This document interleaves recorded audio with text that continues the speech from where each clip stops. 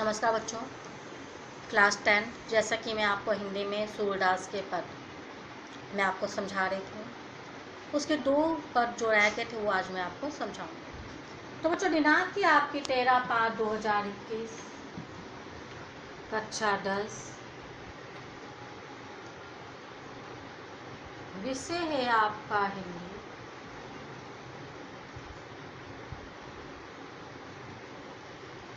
पद का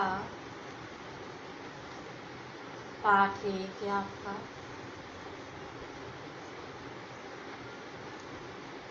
सूरदास के पद।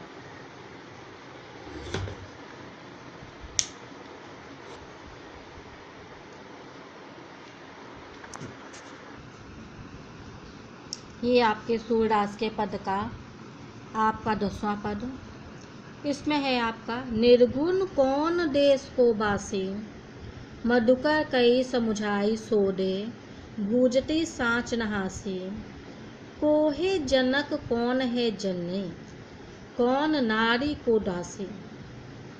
कैसी बरन भेष है कैसो, कीही रस में अभिलाषी। पावे गो पुण्य कियो आपनो, जोरे कहे गो गासी। सुनत मौन हो रयो बावरो, सूर सभे मतिनासी। तो इसमें जो ब्रज की गोपिकाएं हैं, जब उद्धव निर्गुण ब्रह्मा का उपदेश देने के लिए गोकुल में आते हैं, तो वहाँ की जो गोपिकाएं हैं वह उद्धव से उस निर्गुण ब्रह्मा के स्वरूप और उसके व्यक्ति के संबंध में पूछती हैं। निर्गुण कौन देश को बासी, कहते कि हे उद्धव, हम तुमसे सौगंध देकर पूछती हैं, हंसी नहीं करती, कि आप हमें ये समझा दीजिए।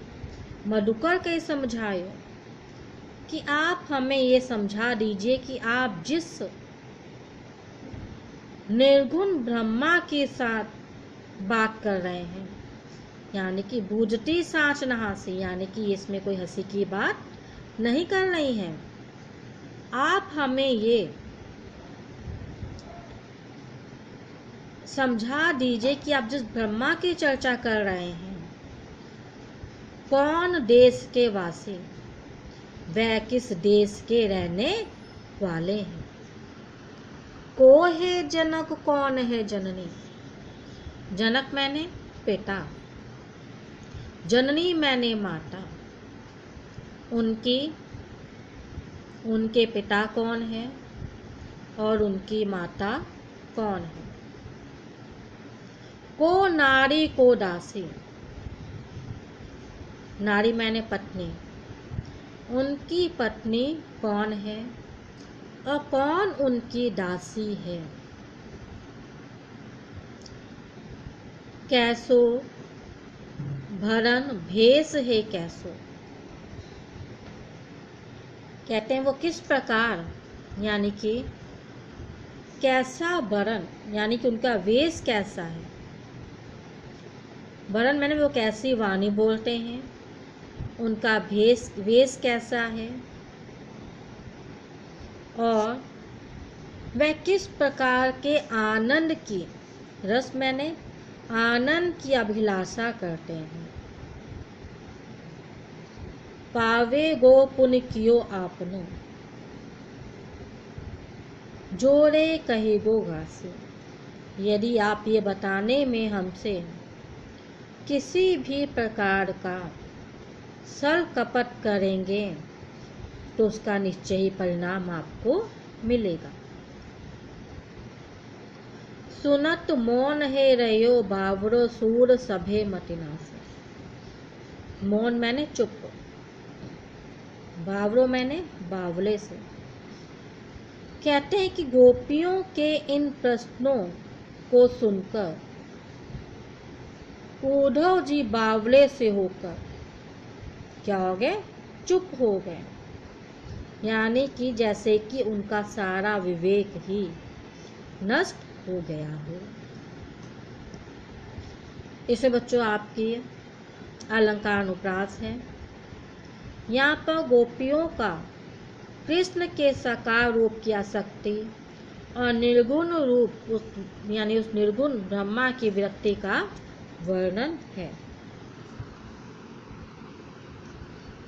उसके बाद आपका 11वां पद है, संदेशो देवकी सो कहियो, हो तो ढाई तिहारे, सुत की मया करत ही रहियो, यद्यपि तेव तुम जानती उनकी, तो मोही कहीं आवे, प्रात होत मेरे लाल रधेरे, माखन रोटी भावे, तेल उपटनो अरुतातो जल, ताही देखी भजी नाते जाते, जोई जोई मांगत सोई सोई देती, क्रम क्रम करके नेहाते, सूर पथिक सुन मोही रैनी, दिन बरियो रह तुर सोच, मेरो अलख रहे तो मोहन हेतु करत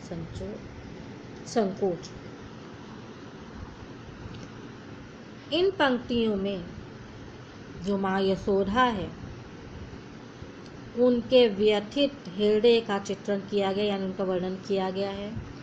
जब श्री कृष्ण देवकी के पास मथुरा चले गए थे, उस समय यशोदा ने उद्धव के द्वारा देवकी के लिए ये संदेश भेजा है।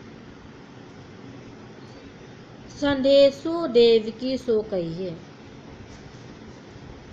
यानी कि यहाँ पर जब श्री कृष्ण का जो उत्पन्न हुए थे वो तो देवकी से उत्पन्न हुए थे, परंतु जो उनका जो लालन पोषण था ये यशोदा जी के द्वारा हुआ था।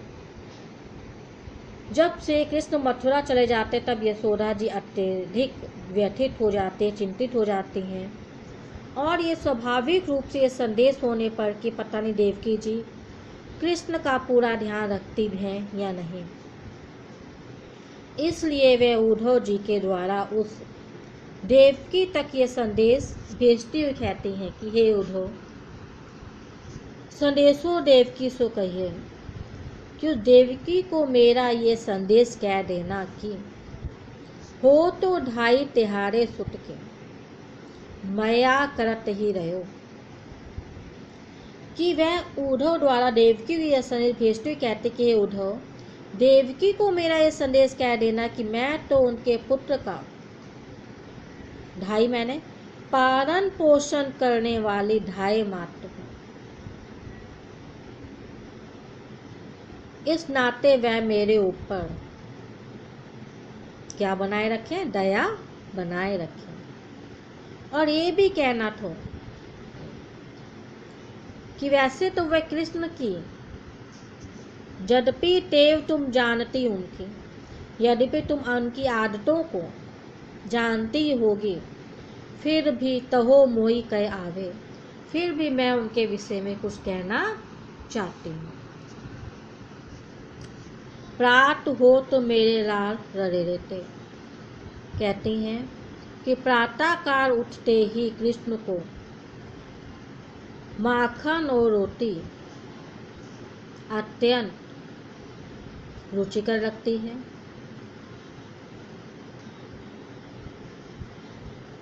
तेर उपतन उड़ोतातो जल, वह कृष्ण के बचपन की उनकी चंचलता के बारे में कहती हैं कि स्नान करते समय उबतन तेल और गरम जल को देखकर भजी जाते, जो से श्री कृष्ण वे भाग जाते थे,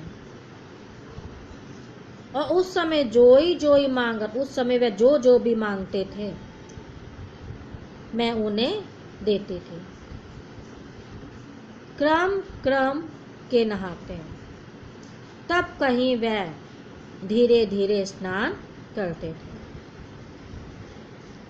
सूर पथिक सुन मोही रैनी दिन, माता यशोदा उद्धव से कहती हैं कि अब तो मुझे रैनी दिन मैंने दिन रात इसी बात की सोच रहती है कि बड़ियो रह तू सोच, यानी कि सुबह दिन रात मुझे इसी बात की सोच रहती है कि मेरो अलग रड़े तो, यानी कि जो मेरा अत्यंत दुलारा कृष्ण है मोहन, हे करत संकोच, वहाँ पर भोजन करने में वह किसी प्रकार का कोई संकोच तो नहीं करता है। तो बच्चों ये थे आपके 2 पद, इसको आप अपने फेयर कॉपी में कीजिए और क्लास ग्रुप में सेंड कीजिएगा। तो इसमें आपका जो अलंकार है वो है अनुप्रास अलंकार, भाषा ब्रज है, छंद गे पद है, रस वात्सल्य है, गुण आपका माधुर्य है, और जो शब्द शक्ति है वो आपकी अभिधा है। यहाँ पर माता के हृदय का शायद उद्गार व्यक्त किया गया है। बच्चों ये दोनों ही पद आपको अपने फेयर कॉपी में करने के प्रयास क्लास ग्रुप में सेंड करना है, ताकि मैं अपना आपका वर्क चेक कर सकूं। नमस्कार बच्चों।